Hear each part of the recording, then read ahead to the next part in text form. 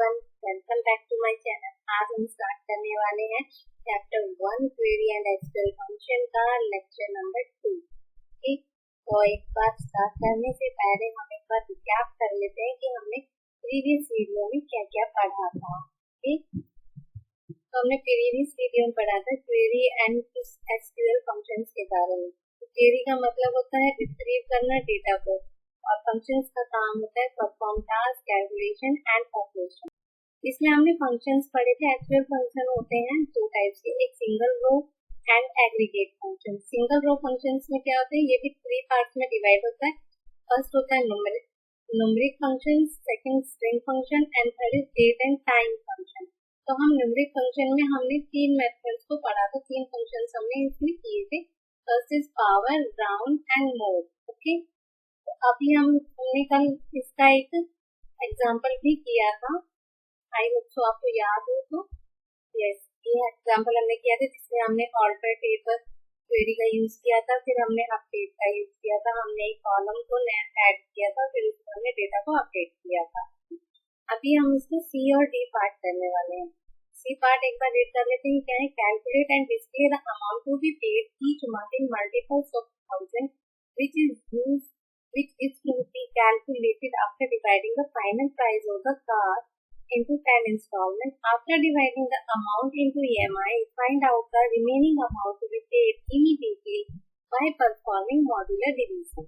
ठीक, तो ये हमारे पास क्वेरी है। इस क्वेरी में ही इन दोनों पार्ट्स को सॉल्व किया गया है। ठीक है, ऐसा नहीं है कि पहले सी पार्ट को सॉल्व किया गया है। देखो, इसमें इनको दोनों ही क्वेरी को एक बना दिया है। ओके, तो अभी हम इसको समझेंगे। Select car ID and final price. Car ID या फाइनल प्राइस का यहाँ पर मतलब है कि हम इन दो कॉलम्स को देखना चाहते हैं, तो इसलिए हमने यहाँ लिखा है सिलेक्ट सब कार आईडी और फाइनल प्राइस। एंड नाउ हमें क्या इस पर फंक्शन परफॉर्म करना है, वो आगे है कि हमने क्या किया, पहले राउंड किया है, फाइनल प्राइस माइनस मॉड किया है, फिर फाइनल प्राइस करेंगे, मॉड करेंगे हम फाइनल प्राइस का कॉमन 10,000 से डिवाइड करेंगे उसको 10 से, क्योंकि हमें क्या चाहिए यहाँ पे 10 इंस्टॉलमेंट में चाहिए। ओके, ईएमआई, तो ये इसको क्या करेगा, ईएमआई का कॉलम से डिनोट करेगा। एंड मोड करना है फिर final price common 10,000 and remaining part, और हमें दिखाना है कि रिमेनिंग पार्ट क्या बचा, और हमारे टेबल होने चाहिए इनवेंटरी।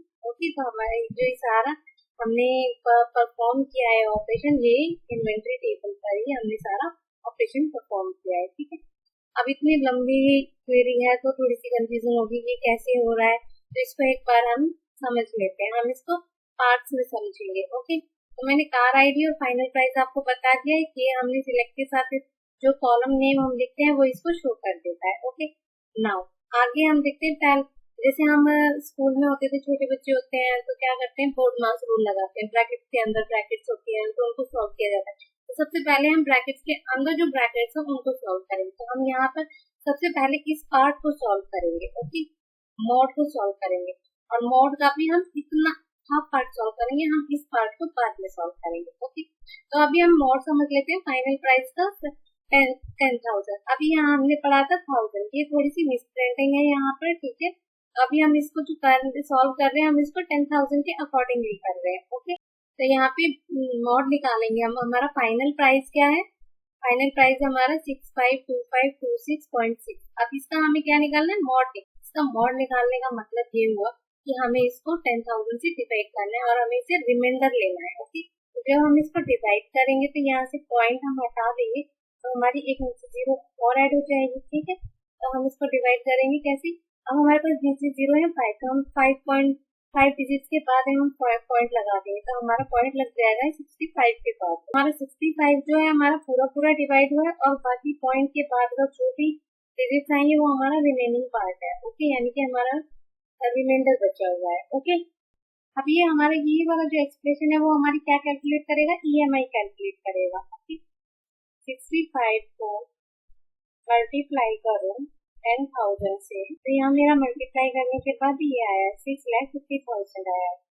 अगर मैं ये अमाउंट जो आया मेरा माइनस करने मल्टीप्लाई करने के बाद 10,000 से, तो अब मैं इस अमाउंट को इस फाइनल प्राइस से माइनस कर दूं तो मेरा रिमेनिंग अमाउंट आ जाएगा। तो मेरा रिमेनिंग अमाउंट क्या आया, मैंने अगर माइनस किया, मेरा रिमेनिंग अमाउंट आया 2526। अब बात करते हैं फाइनल प्राइस की। ठीक है, फाइनल प्राइस में से माइनस करना है मोड ऑफ फाइनल प्राइस 10,000। ये फाइनल प्राइस में से रिमाइंडर को घटा देता है, जिससे फाइनल प्राइस अब 10,000 का परफेक्ट मल्टीपल बन जाता है। ओके, तो अगर मैं इस अमाउंट को जो मेरा फाइनल प्राइस है उसमें से मैं अगर इसे माइनस कर देती हूँ, अगर मैं इसे माइनस करती हूँ तो 6 में 6 कट हो गए तो कितना बचा, 0 बच गया। ठीक, पॉइंट यहाँ आया मेरा, this one is cut also 0, this one 0। तो ये क्या है हमारा, ये 10,000 का मल्टीपल है। ओके, अब नाउ आगे बात करते हैं डिवाइडेड ऑफ 10। ये लिखा था आगे एंड कोमा 0। ओके, अब हम आ जाते हैं इस वाले पार्ट पर, जो कि हमारा ये था इधर। तो हमारा फाइनल प्राइस का मॉड हम निकाल लेंगे, उसको क्या करना है, 10 से डिवाइड करना है। ओके, क्योंकि अभी मैंने कर चुकी हूँ, यहाँ पे ये 10,000 का मल्टीपल है। अब मुझे इस 10,000 के मल्टीपल को क्या करना है, 10.0 से क्या करना है, डिवाइड करना है। ओके, क्योंकि 10,000 के मल्टीपल में ये हमारी EMI है। तो सारी वैल्यू ऐसे ही कैलकुलेट होंगी। अब यहाँ पर दिया है राउंड ऑफ, तो आगे की जो क्वेरी थी, अब हमें इस वैल्यू को क्या करना है, राउंड ऑफ करना है, जो नियरेस्ट होल नंबर पर राउंड कर देता है। ठीक है, हमारी जो राउंड ऑफ की जाएगी, जो वैल्यू हमारे वैल्यू आएगी अभी, तो हम इसको राउंड ऑफ करेंगे। राउंड ऑफ करने के लिए हमारा आंसर क्या आएगा, 65। हमारी जो यहाँ पर वैल्यू आई है क्वेश्चन में, ये हमारी राउंड ऑफ करके आई है। तो अब आगे जो था हमारा ये वाला पॉइंट है, mode of final price 10,000 remaining amount. ये मोड फाइनल 10,000 सीधे वही राशि देता है जो फाइनल प्राइस को 10,000 से डिवाइड करने पर बची थी, और हमारे डिवाइड करने पर क्या बची, हमारे डिवाइड करने पर ये वाली राशि बची थी, तो लास्ट वाले में बचा हुआ था। ठीक है, आई होप सो आपको ये कैलकुलेशन समझ में आई होगी। ठीक, तो कार आईडी हमारी है T001, फाइनल प्राइस है हमारा 652526.6 एंड EMI जो हमारी 65,000 है। 652526 में से 2526.6 को इन्होंने माइनस किया है, जिसके बाद हमारा अमाउंट जो था ये आया था। फिर इस अमाउंट को हमें 10 से डिवाइड किया है, तो हमारा 65,000 आया। और जो बचा हुआ जो हमारा रिमेनिंग पार्ट था वो हमारे रिमेनिंग। चलिए आते हैं अपने नेक्स्ट एग्जांपल पे, example number 1. Let us now add a new column commission to the sale table. The column commission should have a total length of 7 in these 2 decimal places to be there. तो हमें क्या करना है, एक new column बनाना है, और new column बनाने के लिए हम क्या यूज करते हैं, हम ऑल्टर यूज करते हैं। ओके, तो हमें सेल्स टेबल लेनी है इस बार। ओके, तो सेल्स टेबल में हम एक न्यू कॉलम ऐड करने वाले हैं। तो सेम क्वेरी रहेगी हमारी जो हमने पीछे जो हमने सीखा था, ऑल्टर टेबल। कौन सी टेबल है, सेल, और हमें क्या ऐड करना है, ऐड कमीशन। ओके, यहाँ पे हमें नेम गिवन है कि हमें कमीशन नाम के एक न्यू कॉलम को ऐड करना है। ओके, तो हमें कमीशन न्यूमेरिक, और उसमें भी हमें कंडीशन दी है जिसकी लेंथ कितनी हो, 7, और डेसिमल प्लेसेस तक हमें कितना चाहिए, 2। ओके, तो 7,2। तो ये हमारी, और हमने इस टेबल को हमने इस क्वेरी को रन किया तो ये हमारा क्रिएट हो गया एक कॉलम में। नाउ बी पार्ट अब क्या कहता है, let us calculate commission for sales agent as 12% of the sale price. Insert the values to the newly added column commission and then display record of the table sale where commission greater than 73. तो अभी तक हमने alter table किया था, तो alter जब हम table करते हैं तो ऑल्टर के बाद हमें अपडेट करना पड़ता है, यानी कि अभी तक हमने न्यू कॉलम बनाया है लेकिन अभी उसमें वैल्यूज नहीं इनपुट हुई है। ओके, तो हमें अगर हमें वैल्यूज इनपुट करनी है तो हमें अपडेट यूज करना होगा ऑल्टर के बाद। ठीक है, अपडेट सेल सेट, और वहाँ पे हम यूज करते हैं सेट। क्या सेट कर रहे हैं हम, कमीशन कर रहे हैं। Commission is equals to 12% of sales price. अब सेल्स प्राइस का हम 12% निकालेंगे, तो 12% निकालेंगे, 12 को हम किसे डिवाइड करेंगे, 100 से। हमारा यहाँ आगे क्वेरी ओके, इसका मतलब है कि हमारी जो क्वेरी है वो सक्सेसफुल रन हो गई है। सेल टेबल में अब कमीशन नाम का एक नया कॉलम है जिसमें अभी तक जो नल वैल्यूज थी वो अब उसमें वैल्यूज भी इनपुट हो गई है। सेट का मतलब मैंने आपको बताया है कि ये यहाँ पर क्या काम करता है, कमीशन कॉलम की वैल्यू को सेट करता है। ओके, अब हमें अगर डेटा देखना है तो select star from sale where commission greater than 73,000 की जो यहाँ पर कंडीशन ऑलरेडी हमें यहाँ पर गिवन थी, वेयर कमीशन ग्रेटर देन 73,000। तो अब यहाँ पर देखिए हमने पहली क्वेरी जब हमने चलाई थी कि 7 कॉलम्स होने चाहिए जिनकी वैल्यू 73,000 से ज्यादा थी, वो वाली हमें वैल्यूज क्या है डिस्प्ले हो गई है हमारे। तो स्टूडेंट ये एग्जांपल दिखाता है कि कैसे हम ऑर्डर टेबल का यूज करके टेबल स्ट्रक्चर को मॉडिफाई करते हैं, ऐड कॉलम और फिर अपडेट का यूज करके नए कॉलम में डेटा कैलकुलेट करके वैल्यू स्टोर करते हैं। वेयर क्लॉज का यूज करके हम स्पेसिफिक कंडीशन के रिकॉर्ड को फिल्टर कर सकते हैं। ठीक,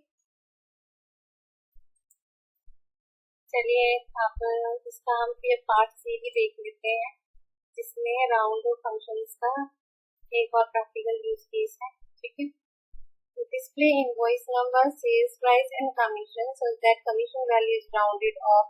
इस पार्ट में सेल टेबल में 3 स्पेसिफिक कॉमन कॉलम्स को डिस्प्ले करना है, इनवॉइस नंबर, सेल्स प्राइस और कमीशन।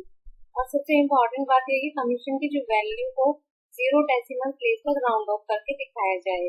ओके, तो ये हमारी select invoice number, sales price and round commission 0 from cell.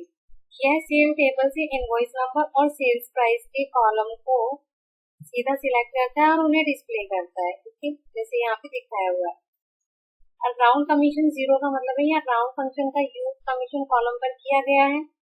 Commission यह वह कॉलम है जिसकी वैल्यू को राउंड करना है। 0 यह बताता है कि कमीशन की वैल्यू को 0 डेसिमल तक राउंड करना है। इसका मतलब है कि डेसिमल पॉइंट के बाद का कोई अंक नहीं दिखेगा और जो वैल्यू होगी वो नियरेस्ट होल नंबर पर राउंड ऑफ हो जाएगी। ओके, जैसे एग्जांपल हम समझते हैं इनवॉइस नंबर का हमें कमीशन इसका राउंड ऑफ निकालना है, जो कि हमने यहाँ पर अभी कमीशन निकाला। तो कमीशन की वैल्यू हमारी क्या थी 735.9।